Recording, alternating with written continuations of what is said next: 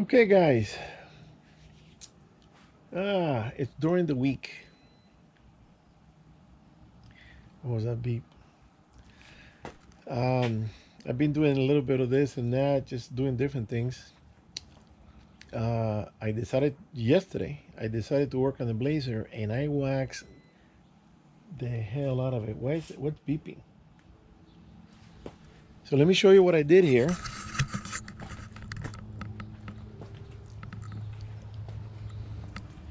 This is as smooth as a baby's butt. And I did the top too, but the top, well, no, actually, I just washed the top and did a little bit of rubbing compound, but this clear keeps flaking, so I'm gonna have to take this to a shop and see, or maybe I could do something with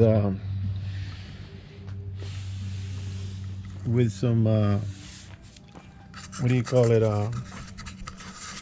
some remover. I don't know if I should use acetone or something, but I waxed this with three different waxes.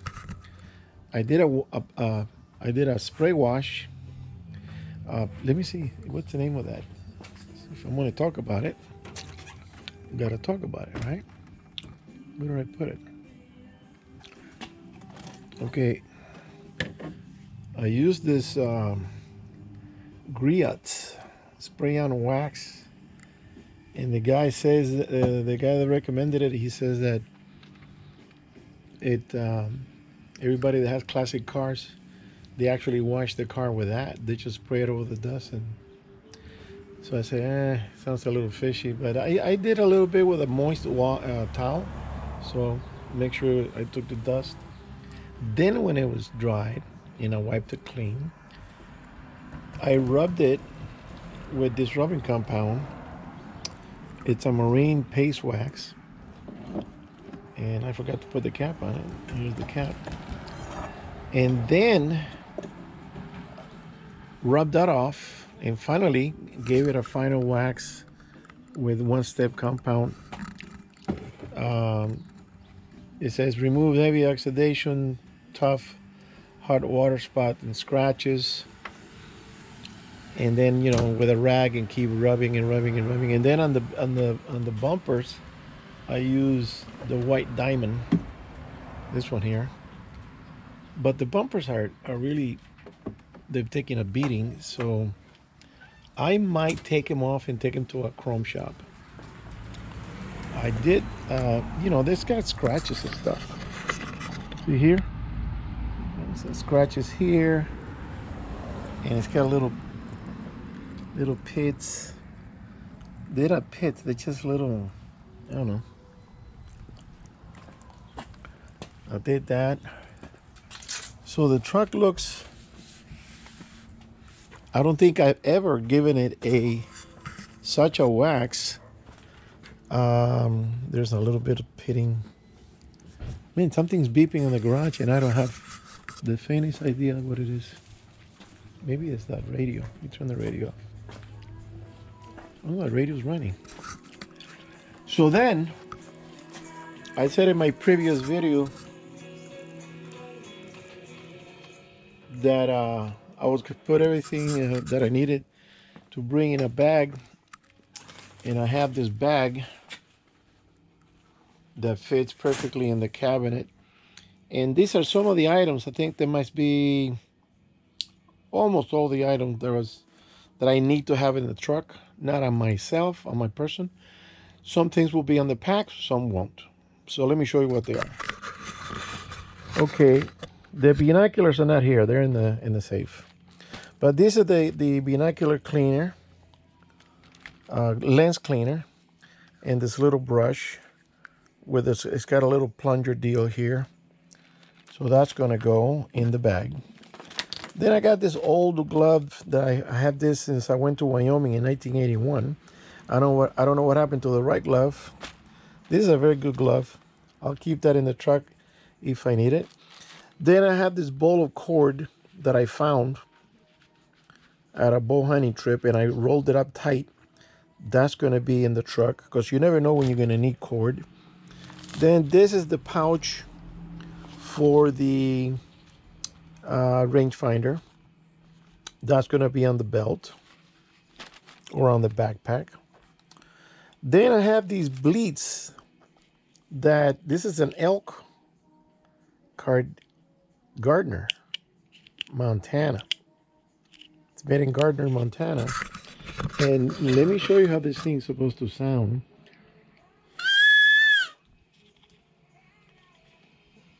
Okay, it's got the rubber band in the edge here. Okay, this is the right side. I think I have it upside down. But this is supposed to work, and actually I tried this. I had another one. I know I lost it and I bought another one. I tried this at one time in one of my hunting spots.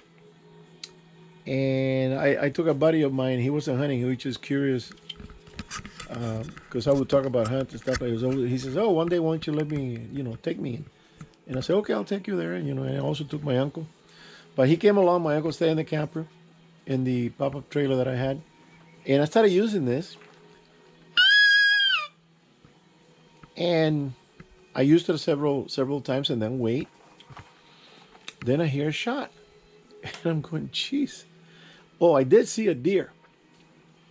And my friend goes, "Hey, there's a deer coming, there's a deer." But the deer didn't get to me. There was a guy that I didn't know. There was a guy there on the other side of the trees where the deer was coming from, and the shot came from there. So we went to investigate. He killed it. So I called it in. He killed it. So this is going to be in the pocket. It's good to carry. Also, I have this other one. I just put a regular rubber band in there because the other one, the existing one, died. The rubber branches broke. This is a Primos Valley Quail.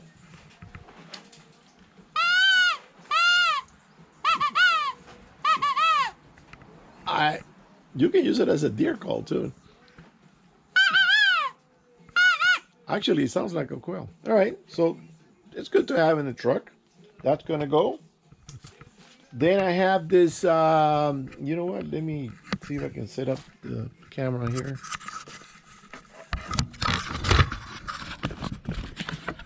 Okay, it's gonna be facing up a little bit. Then I have this little. I've taken this several times in my backpack trips because this is the lightest knife I own, and this knife without the pouch weighs 2.4 ounces. And this thing you can shave with it. It is so sharp.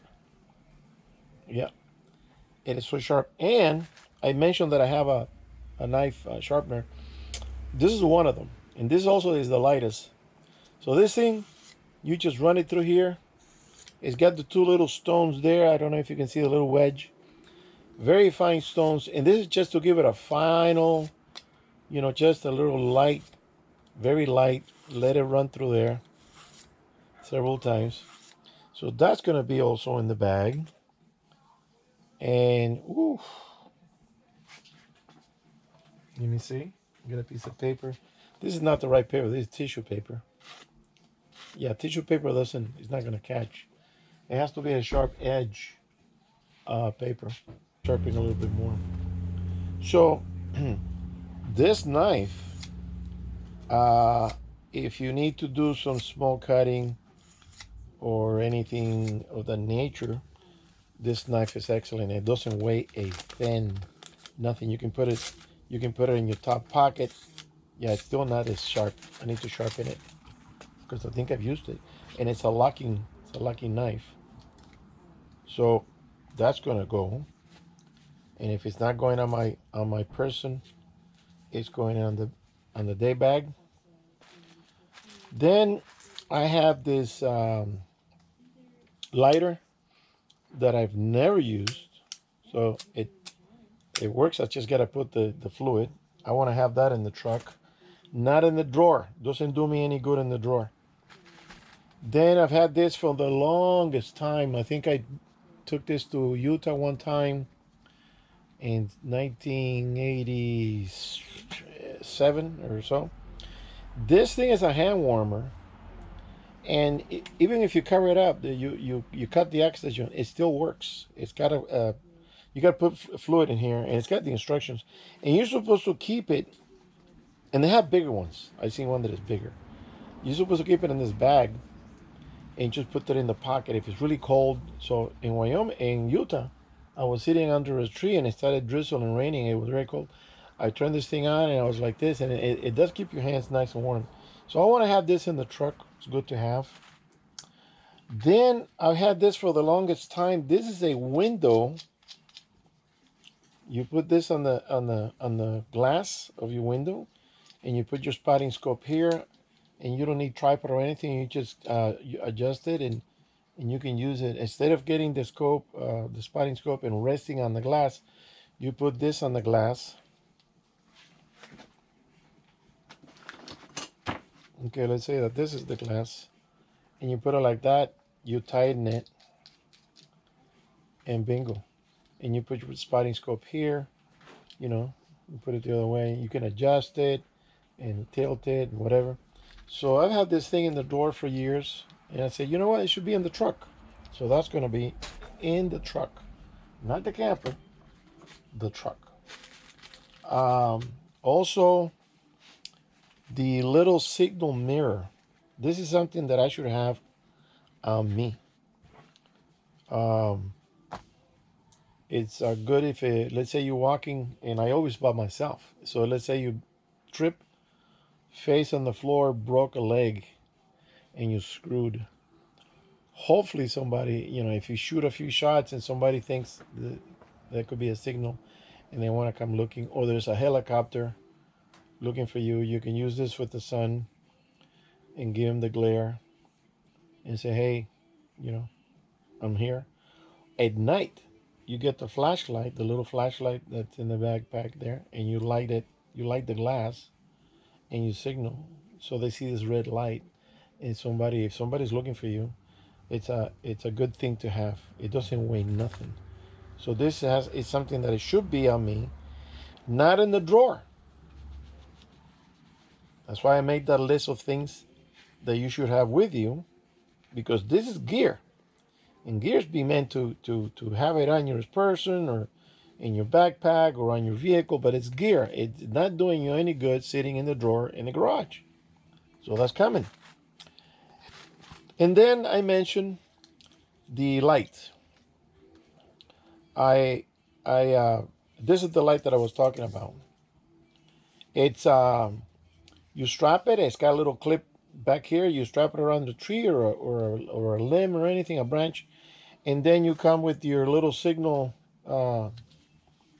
controller. Raise the antenna, and it's got the little button right there. But I already put AAA's here. It takes 3, but this one takes a special A23 battery, so I gotta go to CVS and see if I can find it. So it works. So it's got the battery, but it won't work because it doesn't have the battery. And there's no switch on or off. This is the switch. So you keep the batteries in there, and then it has a little antenna. You can just stretch it out, make sure you're getting a signal. That's going to go also in the bag. And then finally, the GPS. I have it in this. A friend of mine gave me this. I don't know what number 3. I don't know what that's about. But this is the GPS. Also has no batteries, because I take the batteries off so it doesn't corrode or anything. It's a Magellan, and this one has its color, and it tells you if there's a stream ahead of you. If you can know how to read topo maps, you can see the 3Ds, even though it's not a 3D, but it tells you. If you know how to read it, you see the lines really close. That means it's steep. If you see the lines apart, further apart, it means it's flatter or flat. And with this, if you're hunting, even though you like me, I know the area, but I don't know the whole area. I can just click it on and say, let me scoot forward and see what's on the map, what's ahead of it. Is there another drop? Is there a gully? Is there a canyon? Is there a road? It's good to have a GPS on you, and this GPS is pretty light. It only takes 2 batteries, AA's. So this is going also on the gear. And so I decided to use this. I don't know where I got this bag. I got 2 of these. So this is what I like about this bag, that is narrow, right? So I have a little space between my water tank and the cabinet. It's going to slide right in there. It's going to be perfect. So this is what this is going to be. It's got an outside pocket. If you want to have something quick and handy, drop it in there. So for now, I'm just going to put the bulkier stuff, like the light. And it's got also an inside pocket that you can put something else. So I'm going to separate there. I'm going to put the cord, the light, the warmer. I got to put a liquid on this. I think I got some liquid. The control remote for the light is going to be outside here. The knife is going to be outside here. And the little mirror on the outside. Also the lighter. And on the inside pocket, I'm going to drop the bleach.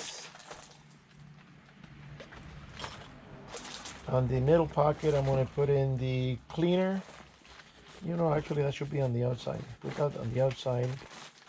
And then the glove in the inside and the pouch for the rangefinder.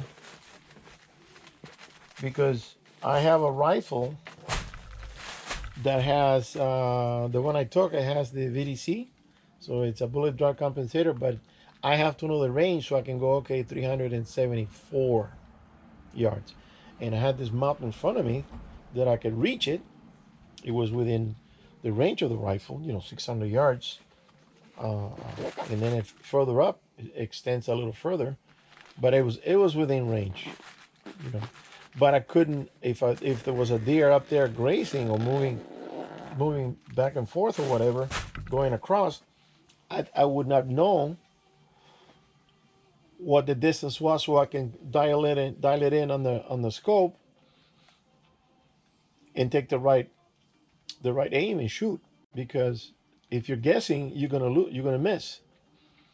So these are the items that are gonna be with me in the truck. I'm gonna go in and put them. I gotta get the battery and I gotta get the fluid, so I'm not gonna put them in right now. But they're here now in the bag. Now I know the bag is loaded. And then I'm going to double check to see any other miscellaneous. Let me show you here. This is my miscellaneous drawer. And it's just a bunch of knickknacks. You know, I got here matches and more body spray. What is this? This is toothpaste. This is the can for the lighter. That's empty. This is empty. I always keep those little cans because it's good to have. Maybe you want to take some pills, and you can put them in there. Take like I have a box of cramp pills, and what I do, I just did on the strip I took. I put them in the cabinet where the medicine, where the personal stuff is, and I took one of these packets, dropped it in there. But if you want to carry some with you, which you should, because if you're going to have a cramp, it's when you're walking, not when you're laying at the truck. So you put a few pills here and take them with you. You can take menthol, you can take Tic Tacs, you can take Tums, whatever. Here's a fruit packet for the bladder. Oh, the bladder. Let me get it over here. I got it fixed. I had an extra piece of this hose, and I added a good long piece, and I put an adapter, and I shoved it in there. But then the little one here, which is threaded, it was free flowing in here. It wasn't tight. So what I did, I put a piece of this hose on the threaded part and then cut the leftover and then jammed it and shoved it in there. And as you can see, it's pretty tight. It's not going nowhere. And then I already tried it, and I can draw water from it.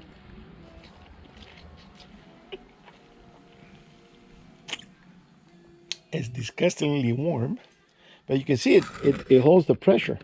See the water? There's a little gap there, and it holds the pressure. So that deal is fixed, because on on the last trip I had to, every time I wanted water, I had to take the damn thing off. And I'm going, Jesus, so I can get to the hose, you know. With binoculars here. I gotta, I gotta organize. I got a lot of, this little bag should be here. Okay. Now I got room for the Everly stock. This is a very good pack. I like it. It's one of the best packs. Is one of the good packs. This is my better one, the Ranch, Mystery Ranch. This pack is good for hauling meat, and so is that one. But with that one, you can carry the camp. With this one, you can carry half a camp. And I learned that the hard way. So, you know what? Let me get this heater off of here. Because we had a... Let me tell you what happened a few days ago. I'm in the office, and I come out to the garage, and the whole garage is flooded. The water heater blew up. The whole bottom gave out and started spilling water like crazy. So we had to get a new one. We had it installed. It's a Bradford White, which is supposed to be the best water heater. And also we installed 2 new valves, because the valve that and it's electronic. You can just see the flash there. We had to install 2 valves, because the valve that it did have, it did not shut off. It was frozen. It's original from 1964. So I said, you know what? We put a ball valve, which is easier, and you just crank it, and that's it. We had to fix that, and man, the whole floor, all these tapestries that we have here, very expensive Persian rugs. Now they're just cheap, cheap rugs. That they look at that one over there. That they were soaking wet. So, I dragged. Well, another thing that happened. I mean, it's one thing after another. I was only working on one leg. I had to drag him out there. I had a cane and everything, because something that happened. But let me finish with this here first. The whole garage was flooded. Water just... So, when I say, hey, and this is 7 o'clock at night, almost getting dark.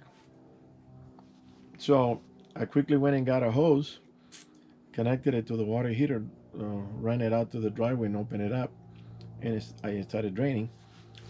The main over here shut it down, closed it, but it's also old and it didn't shut all the way. So then we called the water company. Water company came and they shut their valve at the main, and that one was also bad. It didn't shut all the way. So they had to come and replace it. They just did it today. So we got a new meter and a new valve, because the water kept draining and the plumbers came and they couldn't do the work, because once you start taking those pipes, the water kept dripping, so we couldn't do anything about it. So what they did is they came back and disconnected it, make sure there was no water coming in, because they weren't shutting down. Their valve was faulty also. So so we got it done, and we cleaned everything up, we put everything out, we dried everything, we vacuumed, we mopped, put fans in here and get it dried, open the door, everything. So now, let me tell you what happened to me. I got home at Sunday around 8 o'clock at night, and I was fine, 5-hour trip. Parked the truck, got the couple of rifles out, got the important stuff out. Then the next day is when I go and clean up, and there's still stuff, clothing in there. But I took out the important stuff, put it away. So went to bed, had dinner and stuff. Tuesday, let's see, that was a Sunday. Monday, I usually like to take the day off and not do anything. after a trip. Let the body relax and recoup. So I was watching videos on TV, da da da, and I said, okay, I'm gonna start editing some of the videos. And it was Monday. I watched TV in the morning, and around 12 o'clock, I had a sandwich, and I said, okay, I'm gonna start editing. So I sat on the computer, and I sat on the computer for about 4 hours. I was having problems with the videos. They were all scattered. They weren't organized in numerical order. So, anyways, I said, you know what? I'm just gonna do a certain amount, and then tomorrow I'm gonna keep going, continue. So when I went to get up, I was really, really uh, achy, and I wasn't stiff or anything. I was just achy in my left hip, which is the strong hip. So I started kind of like, oh, it was hurting like crazy, and I said, okay, I'm gonna lay down in the sofa, and I said, you know what, maybe without knowing, maybe I did something when I was doing the climbing in the mountains. So um, I lay for the rest of the day, and every time I moved my leg, it was super painful, super painful. So my girlfriend gets in here and she starts looking for this old cane that I've had since '94 when I did my surgery. 96, 96. I did my surgery, and I had this bamboo cane, and she gave it to me so I can walk around the house. And it still wasn't getting better. It was painful as hell. So she gave me a pain pill and stuff. And I said, "What the hell's going on?" So I went to bed when it was time to go, nighttime, around 10 o'clock or something.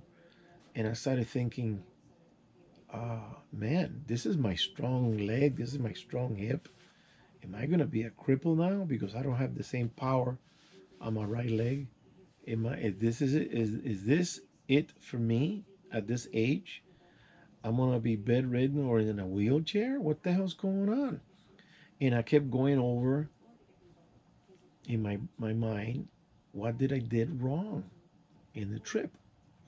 I drove 5 hours. When I got off the truck, you're a little stiff when you get off the truck, but it's normal. I was fine. I had dinner. I went to bed. I wasn't sleeping too well, but I slept. No issues with the legs, no pain. I was fine. The next day, I went hunting. I walked. It wasn't a mile really. It was a mile round trip. Put it that way. So so I was fine. I got home. I got to the camper. I had my dinner. I did my videos, and I had my drinks and etc. I was fine. Then I drove around the next day. I went to a different trails. I was fine. I drove all the way back home on Sunday, and I was fine. So I'm thinking, man, I didn't trip. I didn't have any cramp. Otherwise, I would have taken the cramp pills. I didn't have no pain at all. No pain at all. So couldn't figure it out. And I talked to an old friend of mine. He goes, "Oh no, you probably did something that inadvertently you made a certain gesture or move or something, and you twisted a muscle." And I said, "Dude, I've been doing this for years. Okay, I know how to walk in the forest. I have never fallen, and I didn't do anything wrong. I take my time. I don't assert myself. I take breaks, and I keep hydrated, and I take food with me and snacks and whatever. It wasn't a cramp. It wasn't nothing." So, Monday, Tuesday, and then my girlfriend says, "Hey, we're gonna have to go to urgent care tomorrow." And I said, "You know what? That's not a bad idea." So I went to urgent care. I couldn't walk. I said, "Go in and do the paperwork. Start doing the paperwork because if we try to park as close as possible, there's no open spots." Anyway, so I go in with the cane, very slow, hanging onto the walls, and and it was painful. I couldn't cross my leg like I am now. I couldn't bring my leg. I couldn't even bring my foot up to tie my shoes like I usually do. And I went into the doctor, explained what it was, and she said, "Well, do so do you feel this? Do you feel that?" And then she grabbed my leg and started twisting. And I'm going, "Oh, it was really hurting." And she says, "It looks like you have arthritis." And I said, "Arthritis doesn't." So the doctor says, "Let's take X-rays." And so we take X-rays, and then she says, "Yo, yeah, you're getting, you're older, and everybody gets arthritis." So I've had several surgeries in my life, and I can read X-rays like a doctor. I said, "Let me see that." And I looked at it. My femur was perfectly rounded. There was no spurs. There was nothing deformed or cracked or anything. It was perfect femur. And I can see on the other leg where I had the surgery, that the hip implant, and I can tell it was in good shape. The ball was in the cup. Everything was fine. I tell the doctor, "Listen, arthritis doesn't hit you all of a sudden like that. It's something gradual, something small, is slow until it finally starts getting bad and bad. This cannot be happening from one day to the next." Okay, I was fine in the morning, and then at 4 o'clock, boom, it hit me. That doesn't sound that that's normal, in arthritis case. So she asked me, "Do you have any discoloration on the skin or any?" And I said, "Well, I don't think so." She said, "Do you have any yellowish or reddish?" And I said, "No." So we pulled down the pants. She looked at the thigh, my buttocks, and everything around the hip. It was clean, clear, fine, normal. So she gives me some pain pills and sends me home. And I'm thinking, so I go home and I'm sitting there. I'm taking ibuprofen 600 milligrams. And I'm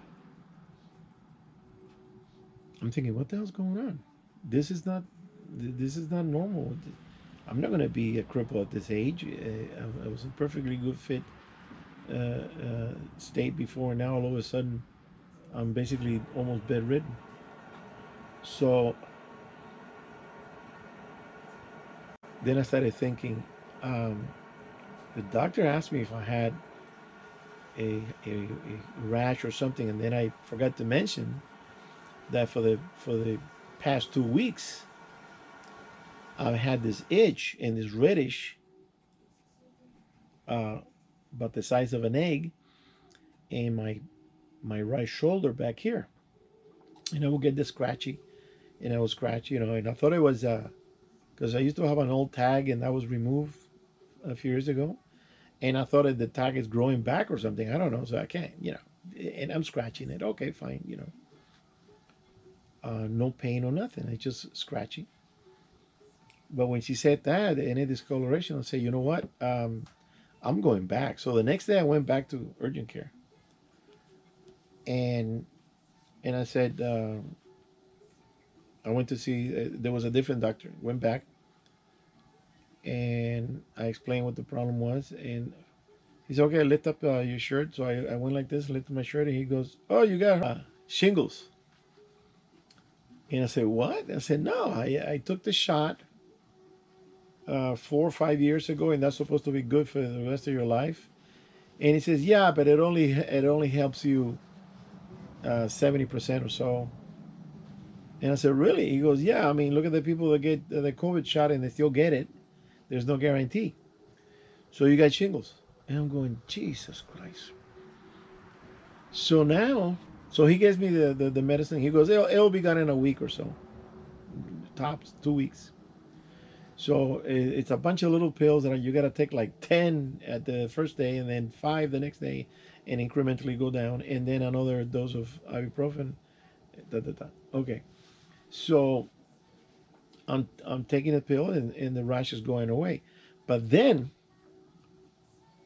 Check this out. I'm telling you guys, just in case, you old guys, trying to help you guys. My girlfriend says she starts researching on the phone and she finds an article that says that shingles will give you pains in the hip. I mean, and I'm going, what? It should be pain here where the thing is, it was growing, and so the shingles will send pain to your hip, one or both. You know. So I said, so it is the shingles that gave me that horrific pain all this time, and so now the pain when I started taking the ibuprofen, on and that was a let's see, that was a Thursday. Saturday, I had to go see a property with a realtor that an architect designed, and we went to check it out.